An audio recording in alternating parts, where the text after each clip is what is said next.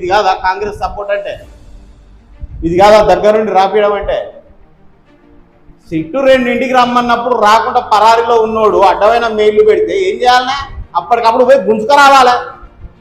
వాడు తప్పు చేసిండు కాబట్టి సాక్ష్యాలను మార్చడానికో ఫేక్ డాక్యుమెంట్ సృష్టించడానికో టైం అడుగుతుండు. అవి పూర్తి కానట్టుంది పని. పోక్సో కేసులో ఎఫ్ఐఆర్ అయిన ఒక లంగాగాన్ని 6 రోజుల నుంచి బయట ఎట్లా తిరగనిస్తున్నారో నాకు అర్థం కాదు. వాడు ఎన్ని సాక్ష్యాలను తారుమారు చేస్తాడు, ఎన్ని కొత్త సాక్ష్యాలను గుర్తిస్తాడు? అమ్మాయి మేజర్ అంటారు, మైనర్ కాదు అంటారు. ఒకవేళ అమ్మాయి మేజర్ అని కనుక ప్రూవ్ అయితే తప్పు ఎవరిదైతే అప్పుడు పోలీసు వ్యవస్థ మొత్తం తప్పు చేసినట్టే. మేజర్ అయ్యి ఉండి ఏదో దొంగ డాక్యుమెంట్లు చూపెట్టగానే నమ్మి పోలీసులు ఓహో అవునా అని జీరాక్స్లు ఏది చూపిస్తాయి నమ్మి ఎమ్మడే పోక్సో కేసు పెడతారా? ఇవాళ ఏదో నువ్వు దొంగ డాక్యుమెంట్లు సృష్టించుకొచ్చి ఆమె మేజర్ అని ప్రూవ్ చేయడానికి.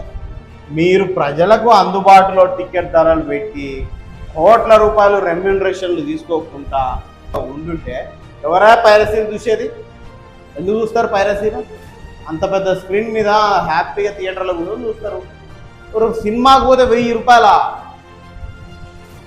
ఇది ఆషామాష 100 కోట్ల రెమ్యూనరేషన్లు హీరోలు ఆర్టిస్టులు మీకు తీసుకుంటా సినిమాలకు.